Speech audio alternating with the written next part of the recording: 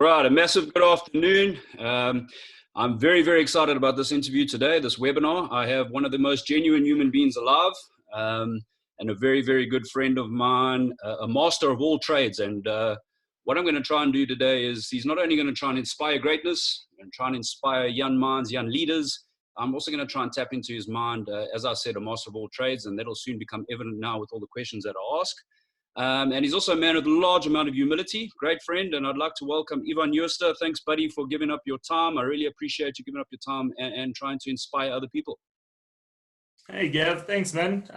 Yeah, and thank you for what you're doing. I think it's because of leaders like you that we can inspire and then we can motivate the youth to actually aspire to what you do every day. And I mean, this is a platform, and I always say if you have a stage, you can perform. And I mean, you're just giving the stage, and thank you for that. I appreciate it. No, thanks, buddy. And yeah, if I could give just a little intro to Ivan, if you don't know who he is. I mean, he's a big family man. I can vouch for that. A loving husband and father to his son, Ruvan. And soon to be a father of a second little boy in September. So congrats. He'll be coming this year, September. So that's awesome. Couldn't think of a better man for two little boys. Ivan matriculated in 2004 at Huguenot in Springs. He studied at the University of Johannesburg, where he got his Bachelor of Education degree and majored in psychology. He's a fully accredited, he got a fully accredited diploma in counseling and modern applied psychology. I know that you have a massive, massive passion for coaching, and particularly in rugby and sevens. Ivan's also played at a high level. He played sevens for the Lions, for the Blue Bulls, for the Living Ball Sevens, the emerging sevens under Neil Powell, who's obviously the current South African sevens coach, and played first division rugby in Italy. You've been involved in the corporate world, and you've also taught at Gasfontein.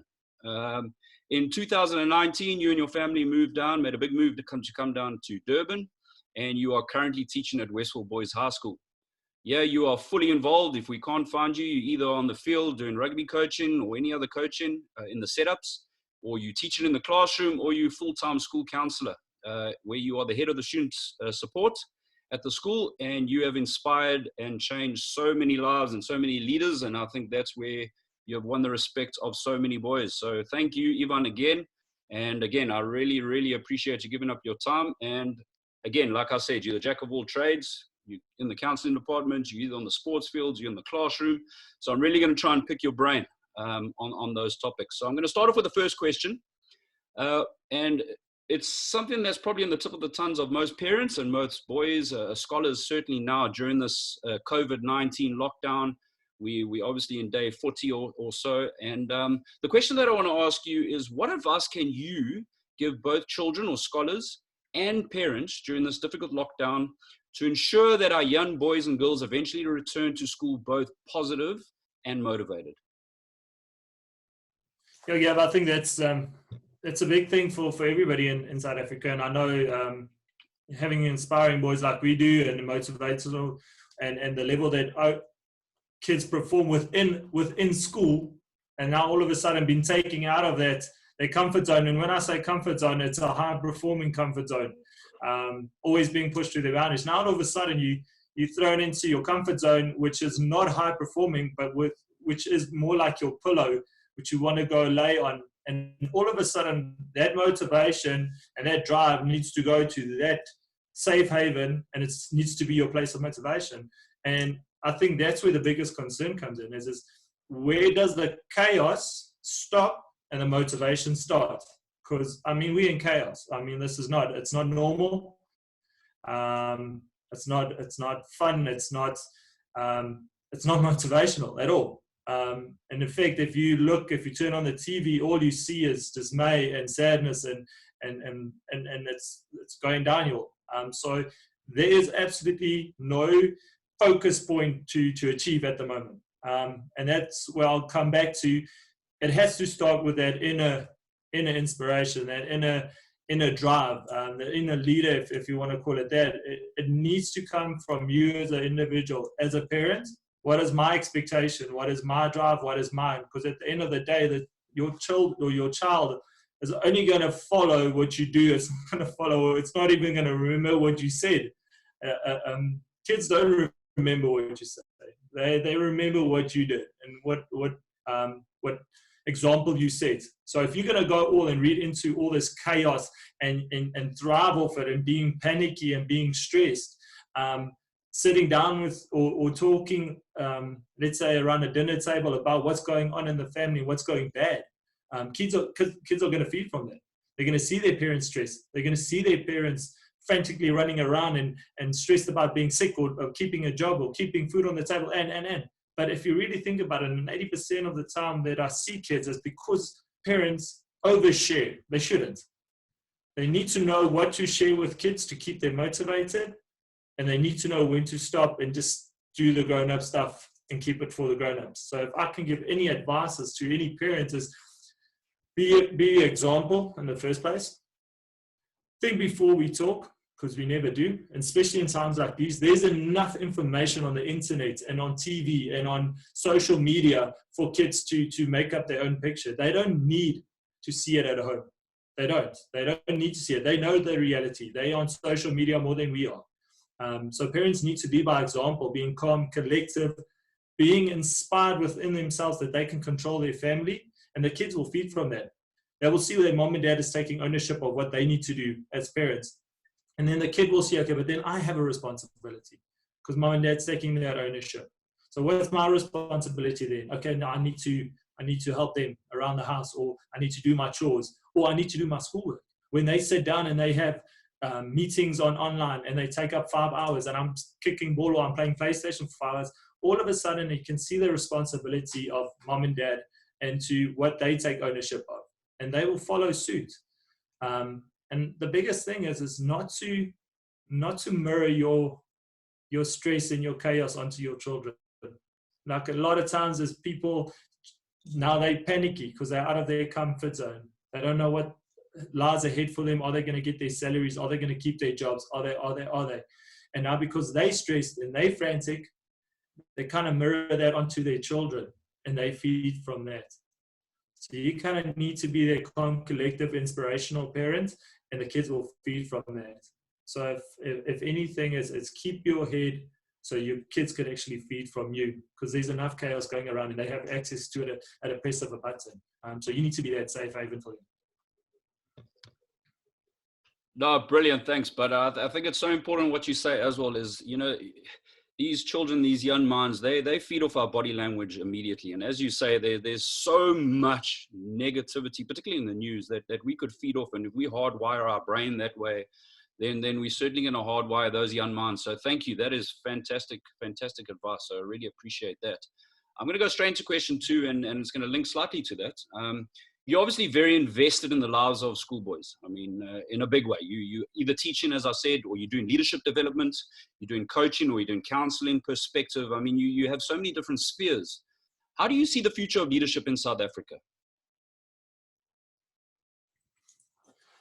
I must say, coming out of a corporate setup and then coming back into education, I must say to see kids that are obviously deal on a one-on-one level with either on the coaching field or have the privilege of counseling. I think a lot of times counseling is seen as all trouble and all the sadness, and it's not all that. Sometimes it's kids actually coming there and they have so much to give. They just kind of need a bit of guidance on where to take it.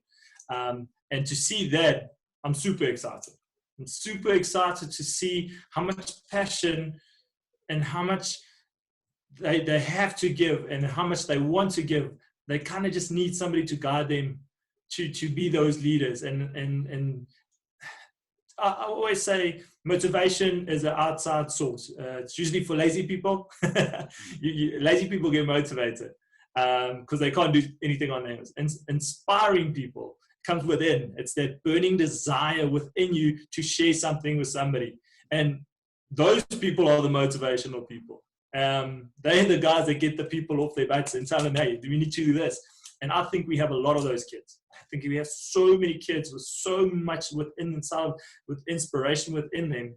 They just kind of need guidance and a channel and a way to reach those people to get up, get them motivated, and buy into what they are doing.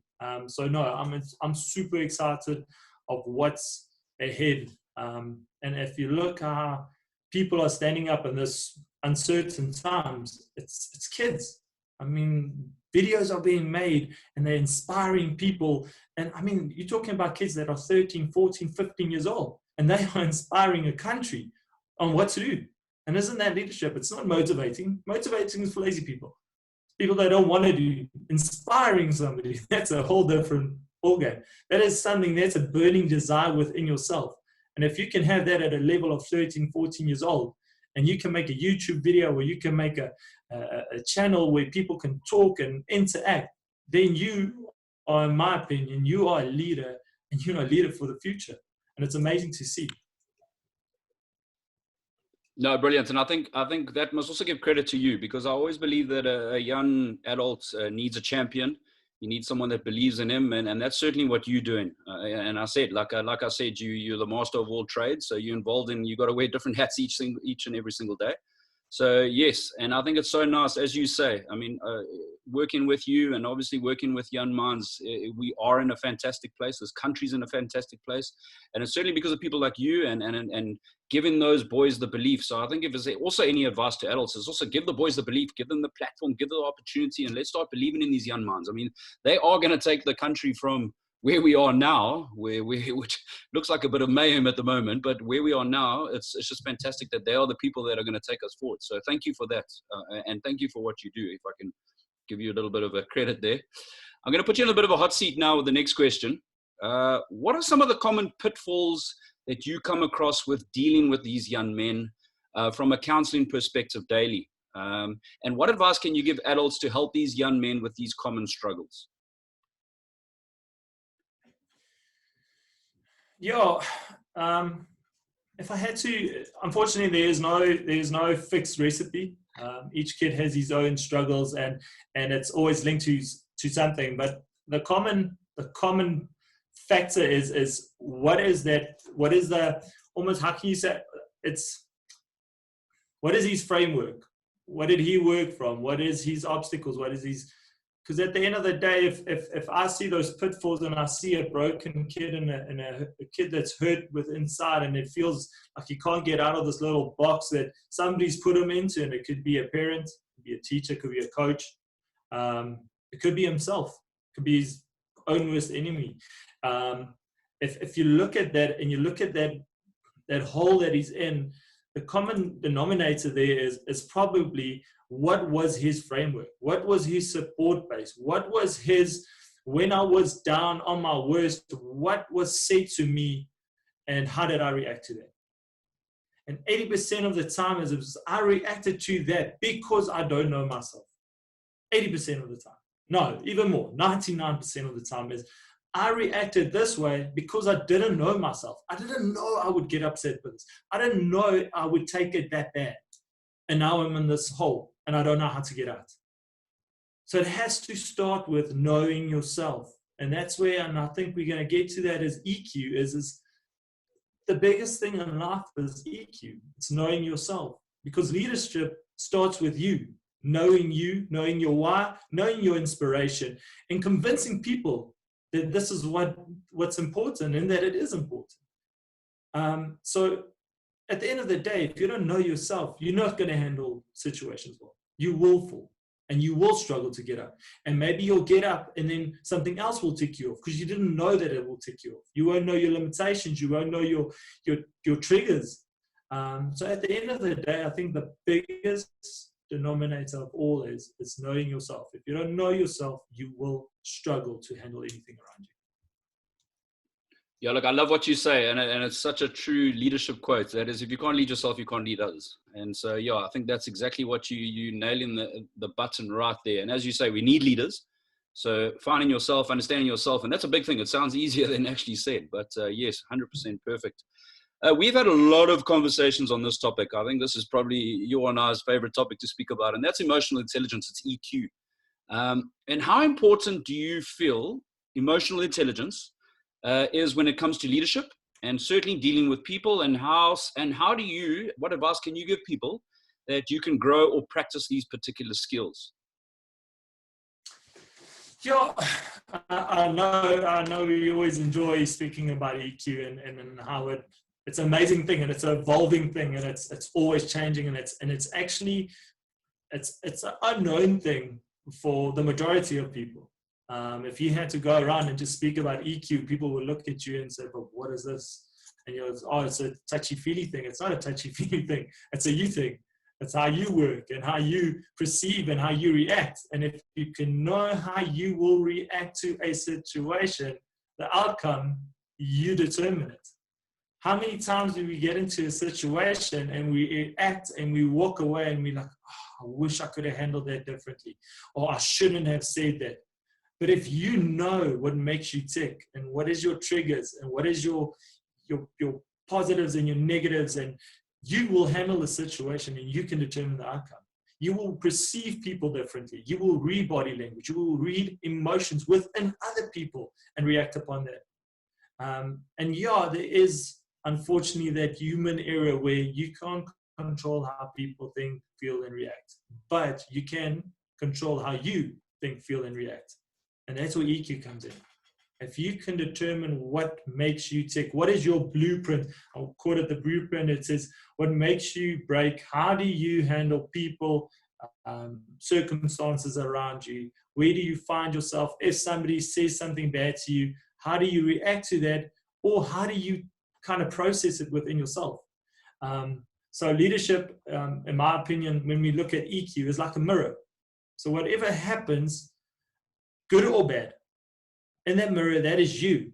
The way you acted, there was a reaction to that, and that's how it happened, good or bad. So at the end of the day, as leadership is a mirror. You looking into a mirror, and what you do and what you inspire or what you don't do, the reaction you are going to get will be within that mirror. Because if you don't know yourself, feel yourself, you won't know how to react to circumstances, or when people look up to you or want to feed from you because you have something. If you don't even know you have that, how can you give it to other people? And I think the biggest thing is that consistency. And I think that for any leader, that is the biggest thing. I think leadership is not about the wow or the position, or the leadership is about consistency. And if you want to be consistent, you kind of need to know what you're doing. And when I say know what you're doing, is know yourself. Because you can't be up and down. Yeah, consistency is not free of failure. Unfortunately not, because we are human and there's a human error. But if you know yourself, if you know the product that you are selling to the T, you will inspire and you will be consistent. Unfortunately, you can't control the uncontrollable, and there will be people that don't react like you thought they would. But that is the human factor, and that it should be like that. Because otherwise, all of us would have followed one person to the end of the earth, or from. So you need that. You need people to disagree, even if you thought that, "Oh, I know when I do this, people react." Not all people will, but that's a good thing. So yeah, I think consistency is a major issue when it gets to EQ, know myself. And if I know myself, if I know this product that I want to sell as a leader, if I want to inspire people with this, if you can have that consistency, and if you can know that product to the T, people will follow you. And yeah, you will stumble and you will fall. But the fact that you know yourself and can look in that mirror and say, "Okay, this is why this happened, because I did this and this and this," you will improve and you'll come back better at it. No, brilliant advice. Thanks, bud. And I think, I recently read an article that actually said that the number one hiring skill in corporate and business today is actually emotional intelligence. So I think, as you say, that's so fundamental. And it's a big, massive thing is understanding who I am. How do you deal with conflict? And in the corporate, in the real world, no matter what, and you and I speak about this, it's working with teams, it's working with people. That's it. You can't achieve anything alone. The law of significance says so. And we need teams, we need people, and the people that can deal with conflict, can deal with different people's emotions, as you said, the better you are as a leader. So fantastic advice. Thank you for that. Lastly, I mean, you've obviously, through your counseling and through your coaching and teaching, you've obviously been to a lot of courses. You've done a lot of research yourself to better you as a person, to understand. And there's so many different platforms where boys or girls could get leadership tips, etc. Are there any platforms, books, or any other material that you would advise through your experience for young men or women who want to develop their leadership skills or emotional intelligence skills for the future?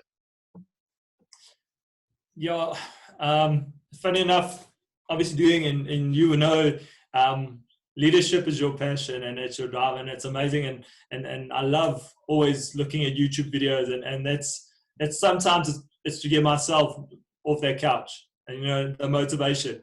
You kind of need that. You watch a video because that's your motivation. And it's funny enough, if you put leadership into Google search, you will get over 700 million different opinions about leadership, and it's ever changing. And isn't that it's exciting? Because if it's ever changing, that means people are developing it nonstop. People are working at leadership, developing it, trying to make it better. There will never be a sure thing within leadership because circumstances change, people change. Obviously, Daniel Coleman within EQ, founder. He's just an amazing person when it gets to EQ and how to kind of unlock this EQ within yourself, how to study it, how to evolve. So anything on Daniel Coleman. There's one that says The Hidden Drive to Excellence. It's one of his books. It's also an audiobook, and I think there's a small video on it as well. Absolutely amazing. Daniel Coleman, when he gets to EQ, is one of the coolest oaks you'll ever. The way he talks, the way he kind of just inspires. Once again, he knows his product. He knows himself so well. And the way he speaks it, the way he sells it, that is the inspiring thing. Is you can see this oak knows himself. And that's what sells, because he's consistent. He's consistent in what he says and how he does things. And that's a great leader, in my opinion, if you can be consistent. And then, I was privileged enough. Turning the Ship Around was an amazing book. I got it from a good mate. Thanks, Gav. It was an amazing book. And just the way that the leader follow, and it will work in some circumstances. That's the thing. We spoke about how when you go to search leadership and how it changed from being a servant as a leader. If you serve people, you are a leader. And then it went to retaining power. I mean, you look at historians at Hitler, and I mean, he conquered. Why? Because he retained power as a leader. Then you got the one that leaders are born. They're not made, they're born. Then you get the important people are leaders. If you are the CEO, you are a leader. And everybody has to do what you said. If you can write or imitate something important and people buy your book, then you are important.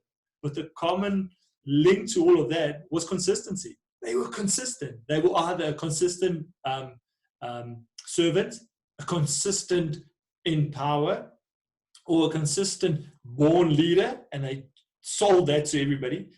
One common denominator was that they were consistent within their leadership theory or role that they played. So when you look at Simon Sinek, and Simon Sinek has been around for so long. If you look at how his leadership theories changed, but the common thing there was consistency. That leadership is about you, the ownership that you take upon yourself to be a leader. That is the common denominator. That's consistent within any theory. Whether it's the servant or the leader walking in front, the powerhouse, the CEO, it was the ownership that you took on yourself and that consistency within it. So, there's a lot of things. Like I said, Daniel Coleman, in my opinion, he's insane. There's another one that says Unleashing the Power of Emotional Intelligence by Daniel Coleman. Amazing book to read for somebody that wants to tap into what it is. What is EQ and how do I get it? Because you have it. Everybody has it. It's your emotions. But it's how you use it as a tool almost to come out on top. And on top can be on top of a company, on top of the country, on top of yourself as a person. What is my peak? How do I reach that? 100%. But that is, you kind of need to start somewhere. And Unleashing the Power of Emotional Intelligence from Daniel Coleman, I think is an amazing book. And then obviously YouTube, just put in leadership and you'll get a million like I said, 700 million videos on leadership. It's what you take from it that gives you that inspiration within yourself. And it needs to be inspiration. It can't be motivation. Motivation is not consistent. Motivation is something that you get up to get off the couch, but it's not consistent. It motivates you for a day, it motivates you for a year, it motivates you for 2 years, maybe 10 years, but it's not consistent. It's if you want to be motivated the whole time, it's not going to happen. It needs to be inspirational, because inspiration comes from within. It's your motivation. It's your personal motivation. That is inspiration. It's what's that burning desire that you have within yourself. That is inspiration. That's what leadership is, in my opinion. It's not to stand up and give this massive speech and then you walk off the stage and you do exactly the opposite, because that's not consistent. Yeah, man. Yeah, I just want to. I really, really want to thank you, honestly. Firstly, for what you do for young men. I know that you're an inspiration to us all. As I said, you really are the jack of all trades. I don't know how you do it. You are inspiring people on the sports field. You inspire in the classroom. You have a consistent, and I've seen it with my own 2 eyes. People queuing at your door for counseling perspective, and you always, as I said, with a large amount of humility, always putting other people's needs first. So I really want to thank you for giving up your time here. I think if there's anything, even if we inspire one person through this video, which I know we will do more, I think there's one thing I've certainly taken out of this. It's certainly to use the time to start doing some soul searching, start evaluating yourself, start leading yourself, start understand that leadership starts with yourself, and certainly to be consistent. So I want to thank you for driving those points. Looking at this whole pandemic and this COVID-19, I think it was you that actually sent me a beautiful little quote that said, if you come out of this lockdown the same person that came in, then it wasn't time that was a problem, it was discipline. So I think you sent that to me, and that certainly hit me hard. And I think it's beautiful to have platforms like this. I know you're a people's person like myself, would much rather be in the classroom and with people, but thank you for what you do, buddy. Thanks for this lovely webinar. And yeah, thanks for being a great friend. And if I can say on behalf of everyone who's watching this, we wish you all the luck with your newborn. I know that takes a large amount of leadership. So, but thank you again, buddy. We really, really appreciate what you do and for giving up your time and your inspirational words now. Yeah, thanks, guys. Thanks buddy, for, like you said, the stage that you set to do this.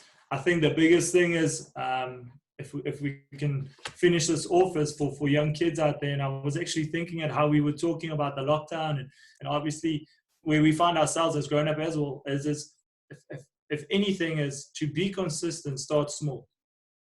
Don't expect to be Simon Sinek all of a sudden. It's not just because you got off the couch, you're not Simon Sinek, or you're not Nelson Mandela just because you got off the couch. You're not.